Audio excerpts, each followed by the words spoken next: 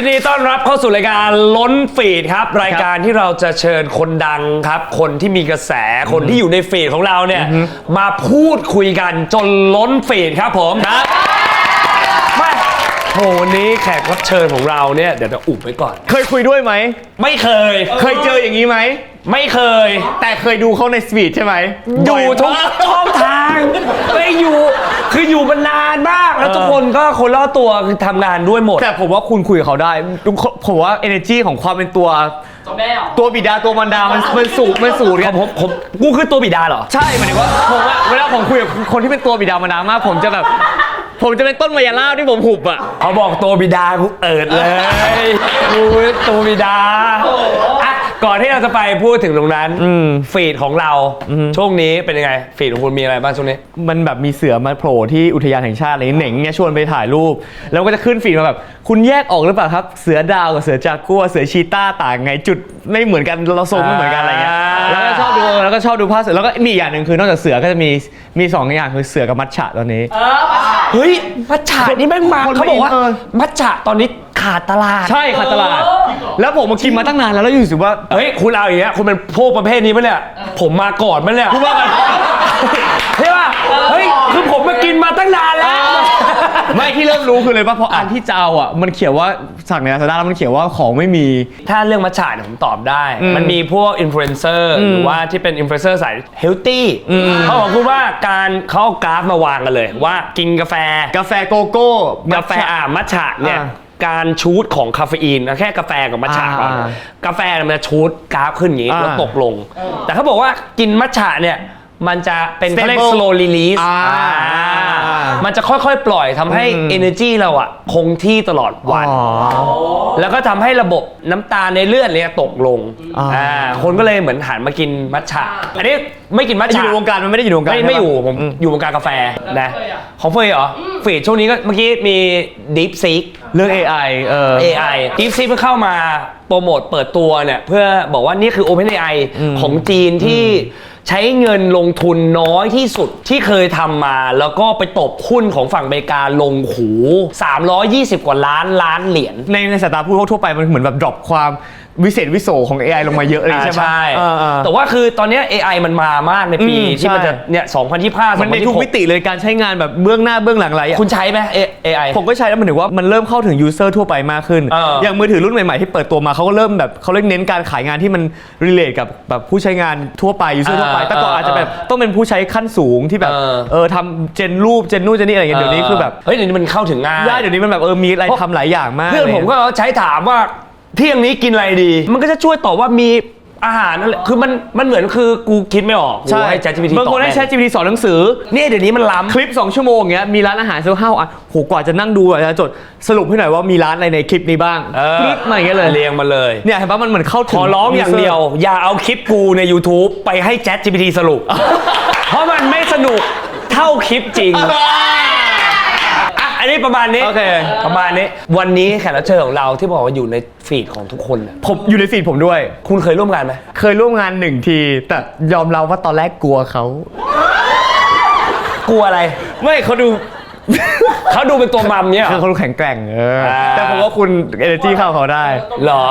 ผมตัวพ่อเงี้ยใช่ตัวพ่อกับแม่ต้องเข้ากันได้ไม่แน่บางทีราศีเสือ2 ตัวมันคุมลองดูเดี๋ยวลองดูเชิญเข้าไปเลยดีกว่าเพราะว่าเขาเริ่มเท้าเอวแล้วขอต้อนรับครับมิกเฉลิมศรีครับสวัสดีพี่สวัสดีครับเต้อะมันชอบอะไรรู้ปะทำเป็นกลัวคนอื่นเพื่อทำให้คนอื่นคิดว่ามันเด็กไม่ใช่ทำไมอายุเท่ากันเฮ้ยเขาแก่กว่าใช่ปะเต้แก่กว่าปีนึงด้วยใช่ปะ34เห็นไหมล่ะเฟยเด็กสุดใช่แต่เฟยดูเป็นตัวพ่อเลยไม่ใช่ดูแบบไม่ดูอ่ะไม่เกี่ยวเราดูวัยกับโลกอ่ะการโลกอะไรใช่เขาอะไรนะอะไรวัยกับโลกวัยกับโลกวัยกับมันทันทุกอย่างเกินวัยกับโลกแล้วไม่โรควัยกับโลกคนนี้มันยังดูหลอกได้เลยอ่ะคนนี้มันดูแบบถ้าจะเป็นคอลเซ็นเตอร์ฉันก็ไม่หลอกอีนี่ใช่ไหมเสียเวลาก่อนที่เราจะมาพูดคุยกันอยากดูฟีดชื่อรายการล้นฟีดอยากรู้ว่าฟีดของคุณมิกที่ล้นออกมาคืออะไรแบบสนใจอะไรเป็นผู้หญิงหมดเลยอ่ะ อุ้ยเขาโชว์ได้ อุ้ยโชว์ได้ฮะ ไม่แล้วก็เป็นผู้หญิงนมใหญ่เลย เป็นจริงเป็นทำไมเป็นเราอย่างเงี้ย ฉันชอบดูผู้หญิง จริงป่ะ ใช่ ผู้หญิงหมดเลยหรือมันเป็นชอบดูผู้หญิงหรือว่าดูการแต่งตัวหรือดูรูปเล็บ ช ส อบ ไตล์ หุ่นชอบสไตล์ไม่รู้ชอบผู้หญิงแต่งตัวเซ็กซี่ เหมือนเอามาใช้ในการถ่ายรูปหรืออะไรอย่างเงี้ยของเราบ้าง บ้างแต่บางอันก็ไม่ไหว บางอันมันโป๊เกิน ไม่เขาหุ่นดีไง เอา เราก็หุ่นดี แล้วก็มั่นใจหน่อย เขา สิ เฟิร์มเขาหุ่นดีไงแล้วอ้วนน่ารักนั่นแหละ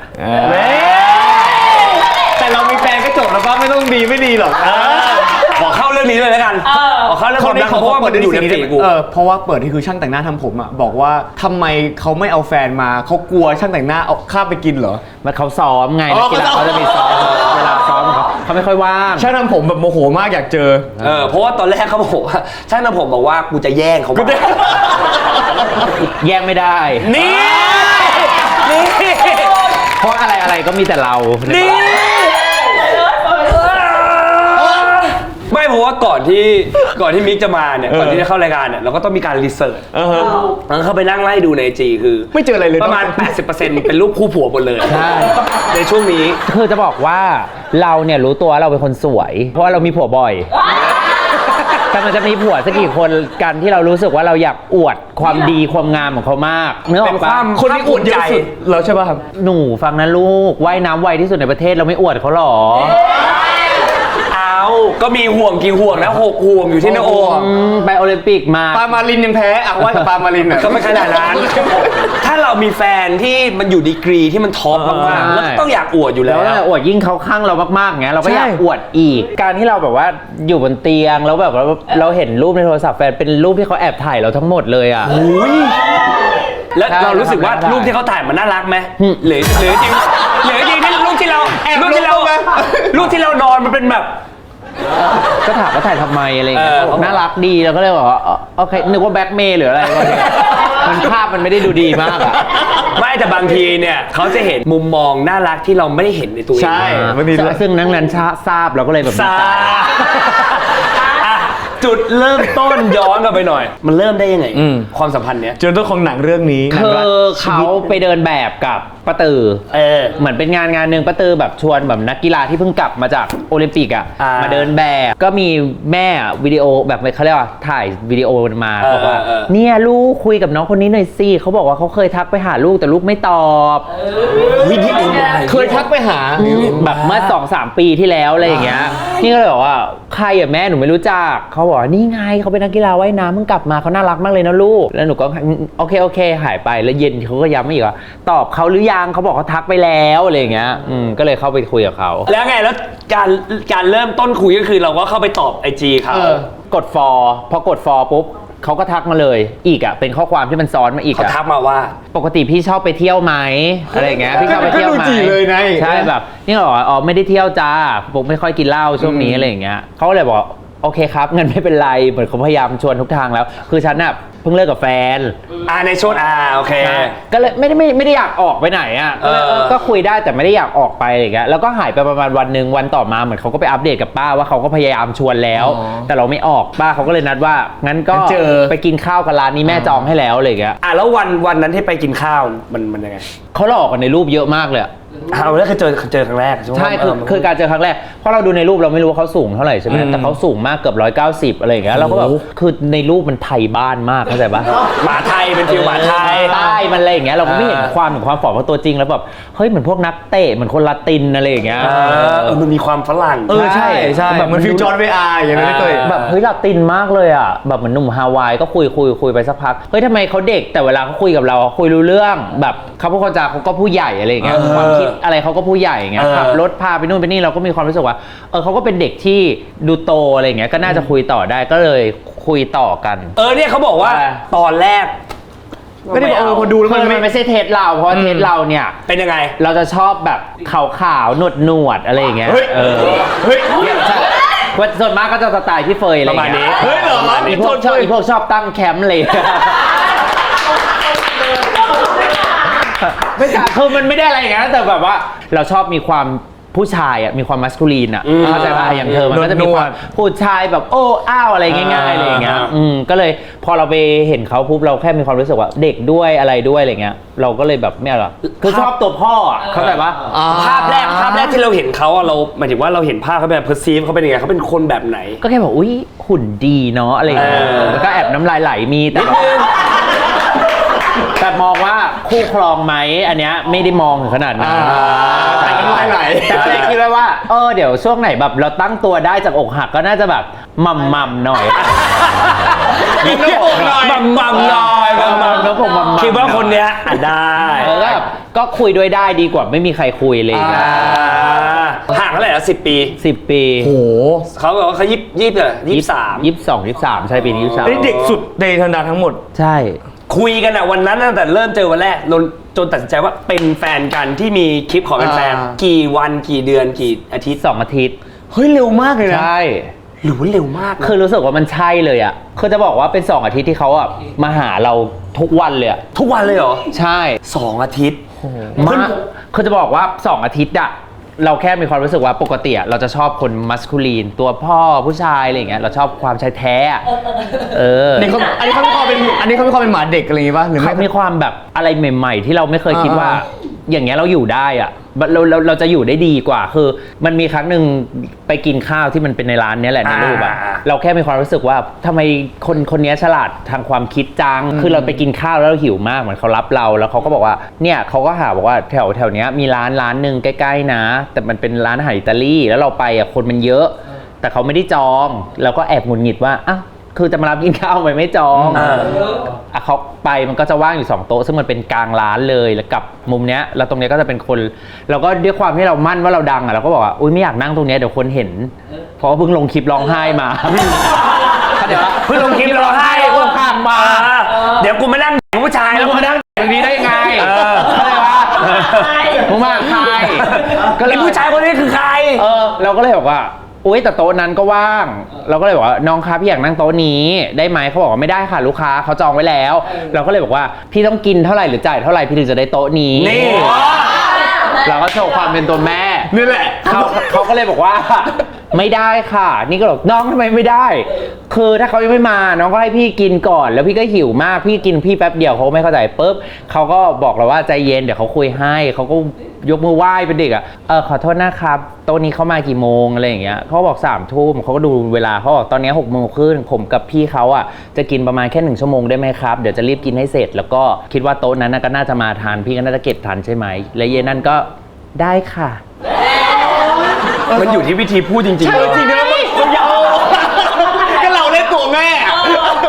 บางทีตัวแม่ก็เข้าใจว่าน้องคนนั้นก็มีสิทธิ์หมั่นไส้ก็ไม่ให้เขาก็แม่เหมือนกัน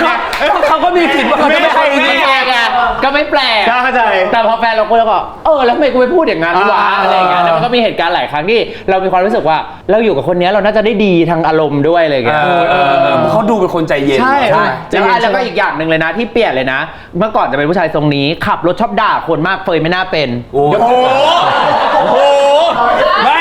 เดี๋ยวกูไม่ได้ด่ามากแล้วไม่ด่ามากแล้วไม่ด่ามากคือเราแค่มีความรู้สึกว่าเขาผู้ชายชอบขับรถคือรักกันเลยนะน่ารักขึ้นรถปุ๊บปึ้งหงุดหงิดเลยยังรถจะไม่ออกจากบ้านพูดอีกแล้วแล้วบางทีเราก็แบบกูต้องหงุดหงิดร่วมไปด้วยหรือกูต้องห้ามว่าบางทีเราลองทำหลายอย่างมีคนที่กูไม่ขนาดนั้นพ่อเป็นเหมือนกันไม่ขนาดนั้นขึ้นรถเราชอบกูขับรถอะไรเนี่ยเบื่อมอไซค์คือบ่นได้ทั้งทางแล้วบางทีมันจิ๊ดเข้าหัวเราก็จะหงุดหงิดแจกน้อยเป็นแจกน้อยใช่บางทีเราก็แจกน้อยแต่หมายถึงว่าพอเป็นคนนี้เขาใจเย็นเขาไม่เห็นเขาด่าใครเลยคือเขาประมาณเนี่ยเขาเคยหงุดหงิดแล้วมั้ยไม่เคยจริงป่ะเขาจะเป็นแค่ฟีลแบบสมมติเขาตีกันกับน้องเขาขับรถเอารถเขาออกไปแล้วไปขูดไอ้นี่มาน้องก็โทรมาเขาก็หงุดหงิดบอกกี่ครั้งแล้วว่าแบบไม่ให้เอารถออกไปถ้าเอารถออกไปก็บอกสิอะไรอย่างเงี้ยแล้วเดี๋ยวนี้มันเอาไปเข้าศูนย์ก็ไม่มีใช้ถือว่าเบามากใช่ไงกีสิกีไม่ทำอะไรเลยก็ใจเย็นใจเย็นเจอตัวพ่อมาตลอดไงนะแล้วพอมาเจอ อย่างเงี้ย ก็เลยไม่รอดไงพ่อกับแม่มันตุ้ม ใช่เราอยากรู้มุมมอง พ่อกับแม่มันตีกัน ใช่ มันไม่ยอม มันไม่ยอม อ๋อแล้วก็อีกอย่างหนึ่งนะ พอมันเป็นผู้ชายที่เป็นตัวพ่อมากอ่ะมันชอบง้อแล้วมันชอบคิดว่ามันง้อแล้ว แต่พอมันเป็นคนเนี้ยเขาก็ขอโทษเขาก็คุยอะไรอย่างเงี้ยเราก็บอกโอเคเราดีขึ้นแล้วอะไรอย่างเงี้ยเขาก็บอกว่าถ้าดีขึ้นแล้วจริงๆอ่ะก็ค่อยบอกถ้ายังไม่ดีไม่เป็นไรเดี๋ยวจะง้อไปเรื่อยๆจนกว่าจะดี โอ้ ชอบคำหนึ่งมากที่สุดเลยรู้ปะเขาบอกว่าอะไรรู้ปะเรื่องเนี้ยเขาเป็นคนทำเขาต้องทำให้เราหายไม่ใช่ต้องหายเอ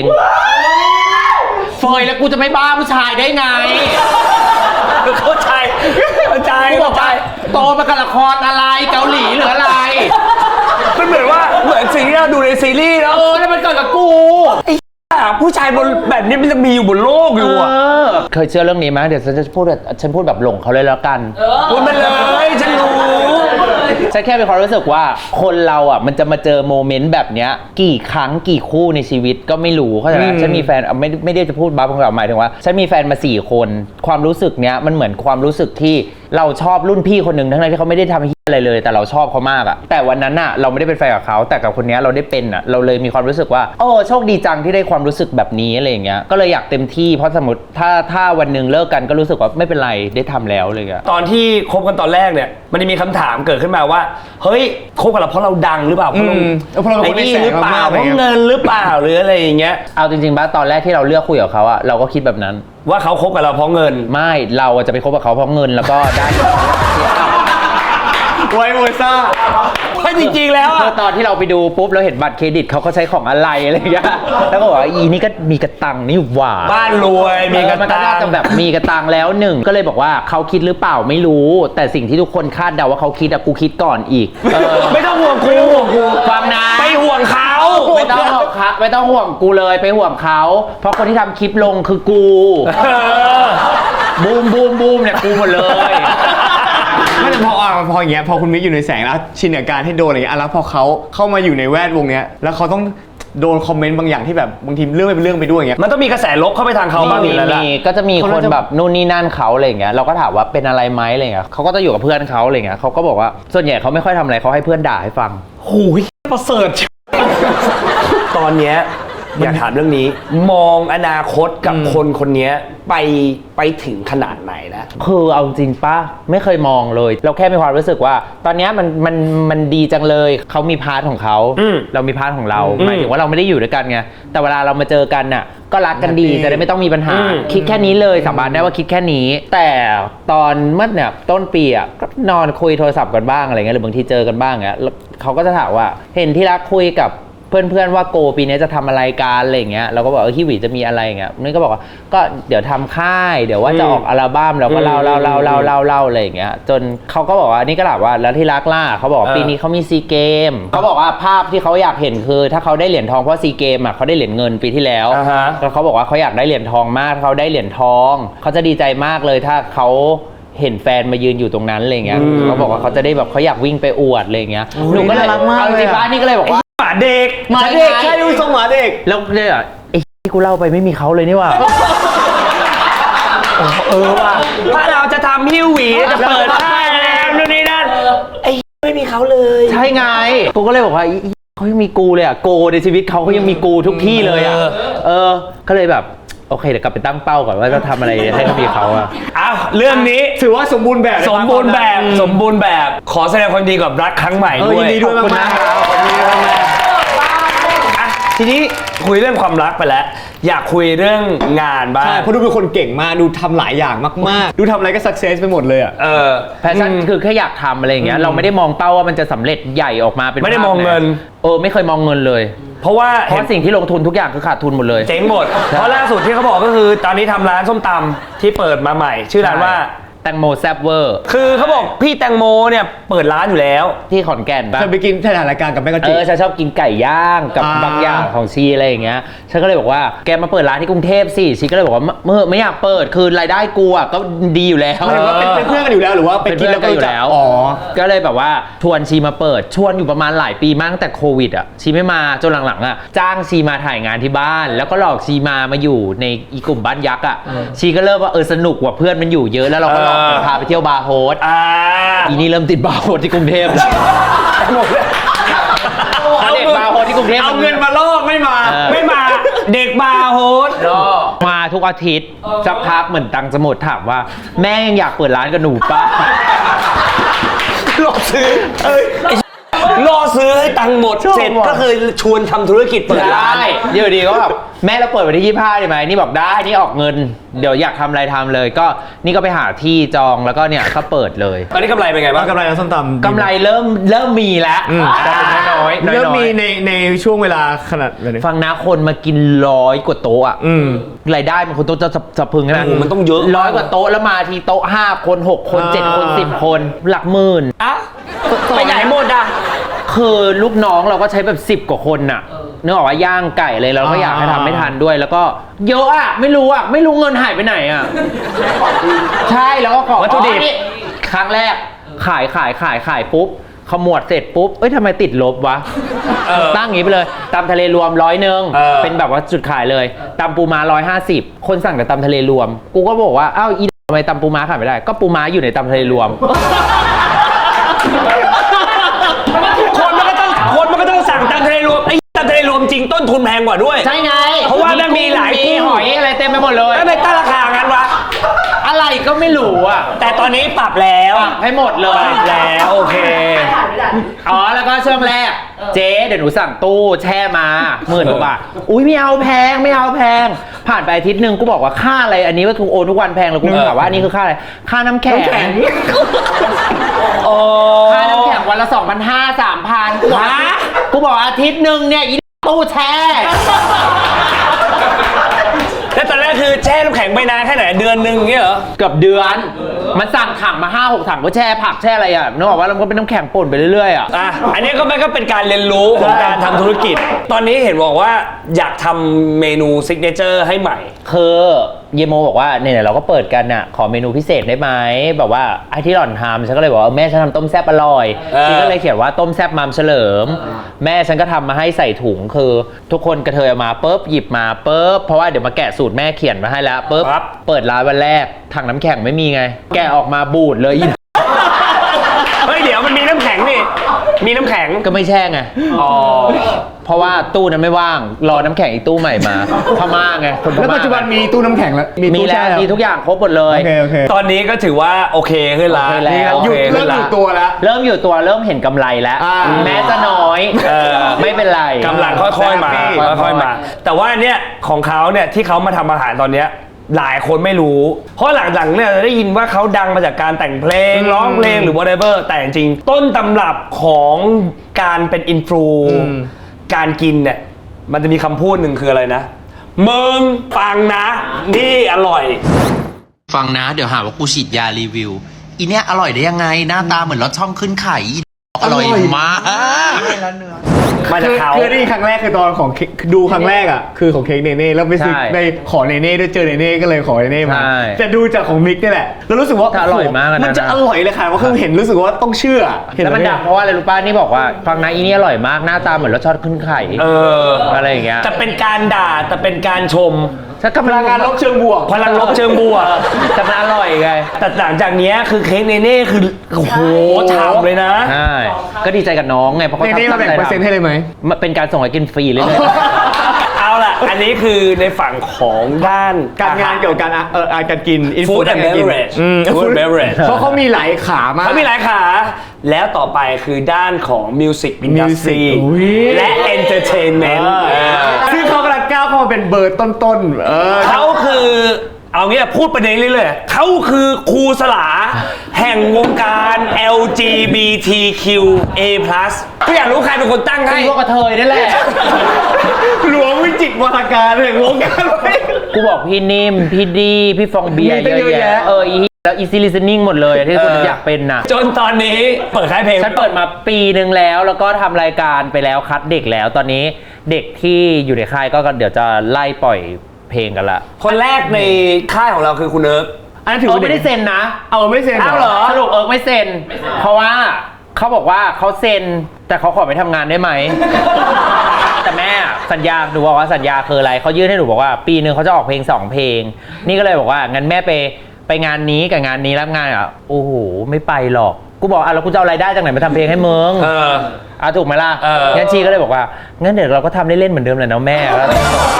คือ เขาเป็นคนทำงานจากความสุขกับ สโลแกนของเขาคือเขาชอบนอน ใช่แล้วก็ชอบนอนกับกิน ในฐานะที่เราเป็น CEO ขึ้นมาแล้วแม่งกูค่ายเพลงมันเรื่องใหญ่นะเว้ย กดดันบ้างไหม เราไม่กดดันนะเราทำกับพี่ทอม ทอมรู ทอมรูมตัวนี้นาย ใช่แล้วก็พี่จิ๊บ พี่จี๊บ Love East พี่จี๊บเลิฟอีส ใช่เขาก็จะเชื่อมือเราตลอดเลยเขาบอกรอดูนะเชื่อมือไม่อะไรอย่างเงี้ย แต่ว่าจุดเริ่มต้นของการแต่งเพลงอ่ะ แต่งเริ่มไปย้อนกลับไปมันเริ่มมาแต่งเพลง เพลงแรกสุดในชีวิตมันอยู่ดีมันผุดขึ้นมาได้ไง จริงๆฉันแต่งมาเรื่อยๆนะบางอันแต่งไปก็จำไม่ได้บ้างเพราะเป็นคนชอบแต่งในโทรศัพท์ไว้เสียงอะไรอย่างเงี้ย ไม่แต่อยู่ดีจุดแรกที่แบบ ทำไมมันถึง เราแต่ง เริ่ม เพลงได้เพราะแต่งเพลงมันดูเป็นเรื่องแบบอยู่ดี ยากอะ ไม่รู้ว่าฉันชอบแต่งกรมั้งเนี่ยบางทีกับผู้จัดการเนี่ยอีนี่เขาชอบแต่งกรอวยพรฉันบางทีอะ เหรอ แบบชอบแต่งกรอะไรกัน แต่งเล่น ชอบสัมผัสคำหรืออะไรอย่างเงี้ย แล้วความรู้ด้านดนตรีอะไรแบบ ไม่มี ทำนองเราใครเป็นคนมาช่วยทำเลย ไม่ทำผิดๆถูกๆไป อ๋อ ชีวิต เหรอก็ ฉันถึงโดนด่า เก่ง พล มาก แร เก่งเนอะ เพลงแรกเขาก็บอกว่าเนี่ยไปก๊อปอันนี้มาเขาจะบอกว่าฉันไม่รู้ฉันทำเอง เพลงแรกคือเพลงอะไร เพื่อนไม่ไหว เพื่อนไม่ไหว เพื่อนไม่ไหว ใช่ แล้วโดนด่าว่าไป โดน ก๊อป ด่า เพลง คนบอกว่าเมโลดี้เหมือนนี้ฉันบอกว่าฉันไม่รู้พี่ใจจะทำยังไงฉันก็ขอโทษพี่หนูทำไม่เป็นกูทำเองแล้วความเก๋คือคนบอกว่าเป็นไปไม่ได้ที่มึงจะทำไม่เป็นแล้วก็ด่าเราอ่ะเข้าใจปะ อ่ะเพลงแรกคือเมื่อกี้เพลงนี้ชื่อว่าอะไรนะ เพื่อนไม่ไหว เพื่อนไม่ไหว แต่ที่ดังอะคือแต่งให้เอิร์กก่อนถูกไหมมันมาก่อนฟ้ารัก ค พ่อน แร ปะ กคือใช่ ก็คือเป็นเลือดกูบี ใช่แต่นั้นเราจะเป็นช่วงที่แบบคนจะแบบอุ้ยว้าวเธอแต่งเพลงเป็นด้วยเหรองงปะพอกูแต่งเพลงดีคนบอกอุ้ยแต่งเพลงเก่งจัง แต่เพลงแรกมึงก๊อปเขามา มึงก็เข้ามาอีเลวมึงไปกลับไปกินข้าวไปรีวิวกินเหมือนเดิมกูทำไม่เป็นกูอยากลองทำชีวิตกูไม่เริ่มอะไรได้ไม่ได้เลยเหรอ แล้วก็หลังจากที่เป็นเลือดกูบีก็มาต่อที่ฟ้ารักพ่อ ใช่ฟ้ารักพ่อเลย ฟ้ารักพ่อพอออกมาเป็นเนี้ยคือแม่งบูมออกมาจนกระแสเพื่อนชายแท้ทุกคนร้องเป็นกูพูดให้ เราอะปกติอะเราชอบมีความติสเราแต่งเพลงอะไรอย่างเงี้ยเราก็บอกก็ทำไว้ฟังเองดังไม่ดังก็แล้วแต่อย่างเอิร์กเงี้ยเขาบอกไปเลยเขาต้องการเพลงแมสเจาะกลุ่มตลาดแบบนี้อะไรอย่างเงี้ยเราก็จะแบบโอเคมันก็จะประมาณนี้ เราคิดว่าคนน่าจะชอบนะเพราะว่าเรื่องมันเข้าใจง่ายปุ๊บแต่พอมาเป็นของตัวเองอะเรามีความรู้สึกว่าถ้าเราอยากให้คนรู้จักเราก็ต้องหาเพลงแมสหนึ่งเพลงเข้าใจปะแล้วเพลงอื่นเราก็จะแต่งแบบเอาเราชอบมึงแบบคนไม่ชอบไม่เป็นไรอะไรเงี้ยเราชอบแต่เราถ้าอยากให้คนมาฟังเราเยอะๆอะเราก็ต้องมีจุดขายของเพลงอะไรเงี้ย มีโอกาสจะทำเพลงให้เขาไหม ทำแล้วนี่ไงแพลนไง อ๋อแพลนอันใหม่เนี่ยนะ ใช่ทำเลยไม่รอหรอก เอ้ย เขาสามีเราแต่งมาจากอันนี้นี่คือวันที่เขาช่วงที่เขามาจีบฉันใหม่ๆเลยอะเขาส่งทานตะวันมาให้ฉัน ทำไมต้องเป็นทานตะวัน ก็ไม่เข้าใจเหมือนกัน ไม่ได้ถาม เข อาจจะแค่ชอบ แต่เขาว่าเขียนมาเป็นข้อความเขาเขียนข้อความมาว่า ถ้าความรักของเขาเหมือนดอกทานตะวันกับพระอาทิตย์เขาจะเป็นแค่ทานตะวันที่มองแค่พระอาทิตย์เหมือนกันโคตรโรแมนติกนี่ถามคำแรกเชื่อไหมนี่ถามคำแรกว่าอะไรก๊อปที่ไหนมา อันนี้คิดเองเหรอ เขาบอกเขาคิดเอง นี่เขาบอกว่าได้บอกว่าก๊อปมาก็ไม่ ก็ ว่า เป็นเหมือน ดีจัง ด เล อก ย ทานตะวันที่มองพระอาทิตย์เหมือนกัน เป็นอะไรนะ เป็นกวีอีก ใช่ฉันเลยเอาข้อความนี้มาแต่งเพลง วันๆคุณคิดได้แต่คำหยาบจริงตอนนี้แต่งเพลงมาแล้วจำได้ไหมว่าทั้งหมดกี่เพลง ของตัวเองก็ 10 กว่าแล้วอะแล้วก็เพื่อนอีกเยอะแยะ แล้วก็มีน้องในค่าย แล้วก็เคยอยากลองทำงานกับคนอื่นดูอะไรอย่างเงี้ย ก็เลยไปทำกับน้องมิกฟุตหนึ่งครั้งใช่ก็อะไรใหม่ๆ แล้วมีคนอื่นอีกไหมที่เราเคยแต่งให้ ก็มี ดาราพี่ดารา มีแต่ ใคร ไม่ บ้าง ก็มีแต่เขายังไม่ให้บอก ยังไม่ออก ว้าว ยังไม่ออกใช่ไหม ใช่ ยังไม่ปล่อยที่แล้ว MV ด้วยไหม ฉันทำเองหมดเลย ทุกอย่าง คือ ไอเดียทั้งหมดสตอรี่บอร์ด เริ่มต้นที่ชั้นเสื้อผ้าหน้าผมเริ่ม อย่าง ต้น MV จากที่ชั้น เพลงนั้นอยู่ริมสระน้ เน็กเลิฟใช่ปะทำเอง ำทำเองอินสปิเรชันก็มาจากตัวเอง ไม่อินสปิเรชันเราแค่มีความรู้สึกว่าคนรวยเขาชอบปาร์ตี้ริมสระแล้วก็จ้างผู้หญิงมาเยอะๆ โอเค อะไรอย่างเงี้ยดีชอบ MV เพลงนี้มันเท่ดี ดูแบบพาร์ททำการทำงานดูแบบทำงานเก่งเลยทุกอย่างเลยมันก็ต้องอยากรู้มุมเซนซิทีฟอะไรของตัวเองบ้างอะไรเงี้ย เทที่สี่พิสูจน์แล้วเรื่องแมวฉันถ้าเป็นอะไรนิดหน่อยฉันก็ร้องไห้ละ เลี้ยงแมวเหรอ แมวฉันเป็นมะเร็ง ฮะ แบบเป็นมะเร็งปอดแต่อยู่กับฉันมาแบบมัน10 กว่าปีแล้วอะ กูแก่แล้วถือว่า ใช่ก็เข้าใจเนี่ยมันคือเข้าใจแต่ไม่ชอบใจทำไมโลกนี้ไม่ยุติธรรมกับกูเลยอะไรอย่างเงี้ย คำนี้มาบ่อยนะ ใช่ เข้าใจ แต่ไม่ชอบ ไม่ชอบใจ นอกจากแมวมีอะไรที่เราเซนซิทีฟ ดู ครอบครัวเพื่อน รักเพื่อนดูสลับเพื่อน เอาจริงนะถ้าลองลงมาจากแมวอ่ะส่วนใหญ่จะเป็นเพื่อน อ่ะฮะ จะเป็นคนที่ เซนซิทีฟคือถ้าเราสัมผัสได้ว่าเพื่อนอ่อนแออะเราจะอ่อนแอกว่า ถ้าสมมติว่าเราไปนั่งกับเฟยอย่างเงี้ยถ้าเรารู้สึกว่าอุ้ยสงสารเฟยจังเงี้ยแบบสมมติอีเฟยล่าเริงมากวันนี้อีเฟยแบบเหมือนจะร้องไห้แล้วอยู่ดีบางทีแบบมันไม่เคยปรึกษาอะไรเลยแล้วมันอยู่ดีมันพูดอะไรออกมาคำหนึ่งเราจะไปก่อนเลย นึกออกเฮ้ยแม่งเป็นการรักเพื่อนรักเพื่อนเฮ้ยแต่เข้าใจแบบนี้ว่าสงสารมันน่ะใช่ไหมใช่ งั้นแสดงว่าเราดูเป็นคนที่เหมือนว่าค่อนข้างโตสุดในกลุ่มปะพอมันเป็นแบบพี่ๆ5 คนใช่ไหมหนูจะเป็นคนที่เข้ากับเพื่อนง่ายสุดเพราะว่าหนูยังออกไปเที่ยวไปอะไรกับเพื่อนเนี่ยพี่นัทเขาก็จะโตเอลี่เขาก็จะไม่ค่อยออกเที่ยวแล้วเอลี่เขาจะเป็นฟีลแบบไปกับเพื่อนอ่ะคนอื่นจะนับถือเขาเป็นเพื่อนเท่ากันอะไรเงี้ยแต่หนูจะเป็นแบบเหมือนที่ปรึกษาได้อะไรเงี้ยฮิวหวี5 คนถือว่าใช่แต่ว่าเหมือนที่เขาบอกว่าแก๊งนี้มันจะมีหนูว่าเขาเรียกอะไรนะปะ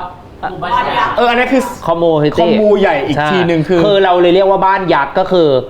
ให้เขาพูดกูอยากรู้มากเราสองคนเถียงกันตั้งแต่แรกว่าบ้านยักษ์หมายถึงว่าบ้านยักษ์บ้านยักษ์คือบ้านโอ้โหหมู่บ้านยักษ์ใหญ่หรือบ้านหมู่บ้านของคนยักษ์ที่เธอทายว่าอะไรไปเนี่ยไม่รู้เนี่ยเดาเธอก็ตอบสิเธอตอบว่าอะไรหมู่บ้านของคนยักษ์ถูกเมื่อก่อนเนี่ยอีโฟก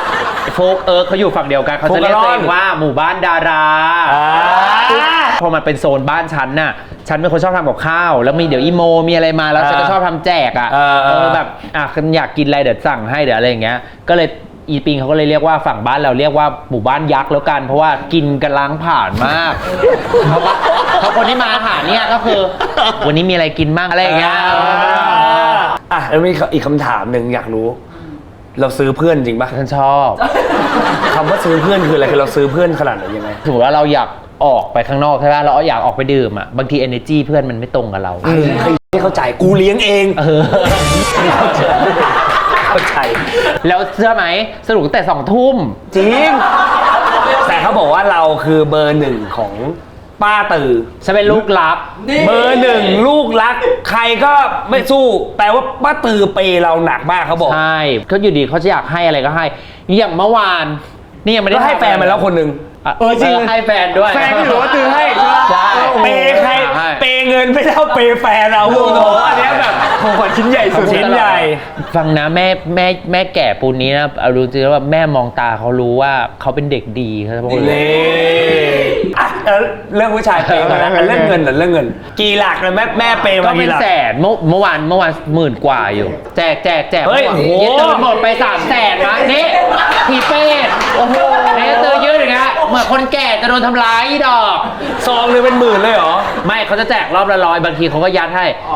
แล้วแต่เหมือนเนี่ยเป็นปลาสวายที่พูดลงไปแล้วเมื่อวานจับฉลากใช่ปะเขาให้ใส่ชื่อคนอื่นคนละอันชื่อนี่มีอยู่ในโหล8 อันที่บอกว่าเป็นลูกรักอันนี้ลูกแบบนี้คือเรารู้สึกตัวเองหรือว่าเขาพูดด้วยเขาก็จะพูดว่าก็เขารักลูกไม่เท่ากันเขาแค่รู้สึกว่าบางอย่างเขาไว้ใจให้เราไปทำแทนได้เหมือนเราบอกว่าเราเคยทำเอลแกไนท์มาก่อนเขาก็ยิ่งชอบอะไรเงี้ยก็คือจริงๆก็คือป้าตือชอบคนเก่งใช่คนเก่งชอบคนเก่งไว้ใจได้อยากรู้สึกว่าถ้ามีงานอะไรฝากให้คนเนี้ยไว้ใจได้แล้วเขาก็รู้ได้ว่าแบบเราก็ไปเปย์เพื่อนเปย์น้องอยู่ดีเพราะสุดท้ายเขาก็เลยแบบบางทีเขาให้เราเยอะสุดเขาก็จะรู้อยู่แล้วว่าเดี๋ยวเราจะเจอไอ้พวกเนี้ยป้นดีๆเฮ้ยเจ๋งดีมีโปรเจกต์อะไรที่อยากทำมากกว่านี้อีกปะคือมีโปรเจกต์หนึ่งที่แบบอยากทำด้วยกันมากเลยฮิวหวีอ่ะแต่มันใช้เงินเยอะมากคือทำหนังหรือซีรีส์ด้วยกันน่าสนใจนะน่าสนใจคืออยากทำมากพอมันเป็นจะเป็นซีรีส์แล้วเป็นซีรีส์อ่ะเราก็เลยมีความรู้สึกว่ามันต้องใช้ตังค์เท่าไหร่เราก็ต้องดูว่าแบบฮิวหวีอ่ะที่ทำมาด้วยกันอ่ะไม่เคยมีใครได้ตังค์เลยนะก็เลยบอกว่าเราต้องสู้อีกนิดนึงเนาะเราจะได้มีเงินทำมีโอกาสที่เราจะได้เห็นโปรเจกต์นี้แน่ๆต้องรอเก็บตังค์ก่อนเพราะฉันอยากได้ภาพเวอร์ไงโอเครอวันนี้เรามาเปิดฟีดของโหแบทจะเรียกว่าอะไรแบทมิกซี่มิกเฉลิมศรีครูสลาแห่ง LGBTQA+ คนอินเลิฟนะครับCEO แฟนนักกีฬาโอลิมปิกแฟนนักกีฬาว่ายน้ำแฟนนักกีฬาว่ายน้ำโอลิมปิกแฟนคนที่ว่ายน้ำเร็วสุดในประเทศไทยแฟนของฉลามเจ้าของร้านส้มตำโอ้โหวันนี้ขอบคุณมากที่มาคุยด้วยกันสนุกมากขอบคุณมาก หวังว่าจะได้มีโอกาสร่วมงานกัน ค่ะ อย่าลืมกลับมาเปิดฟรีกับเรานะครับ ทุกวันอาทิตย์นะครับ 11:45 ทางช่องวัน 31 นะครับ อาทิตย์หน้าเราจะไปเปิดฟรีใคร คนดังคนไหน คนในกระแสคนไหนจะมานะครับ เจอกับเราได้ล้นฟรีนะครับ เจอกันครับอาทิตย์หน้าครับ สวัสดีครับ สวัสดีครับ ต้อนรับพี่เต๋อจันทวิทย์ครับ สวัสดีครับ สวัสดีครับ สวัสดีครับ เล่นบ่อยแค่ไหนพี่ปกติ อาทิตย์ละ5 วัน ไอ้กระทิงโทรเข้ามา ปึ๊บ ยังไงอาจารย์เล่นไหมวันนี้ จริงในวงการบันเทิง เราได้รางวัลอะไร ทุเรียนเน่า ปีนี้มีหนังเลยเรื่องเอามา กูคือเล่นสุดในปีนั้นน่ะ แย่ บอกพี่โต้งพี่ผมเลิกเล่นแล้วนะ แล้วก็พี่โต้งก็พูดว่าอีก10 ปีหลังจากเนี้ยสมมุติว่ามีคนมาเอาชื่อมึงเห็นหน้ามึงเงี้ยเอาชื่อมึงไปเซิร์ชเนี่ยสิ่งที่ขึ้นมาคือคนนักแสดงที่ได้ทุเรียนเน่าแล้วเลิกเล่นมาเลยแล้วสิ่งนี้จะอยู่กับมึงไปตลอดนะจนมึงตาย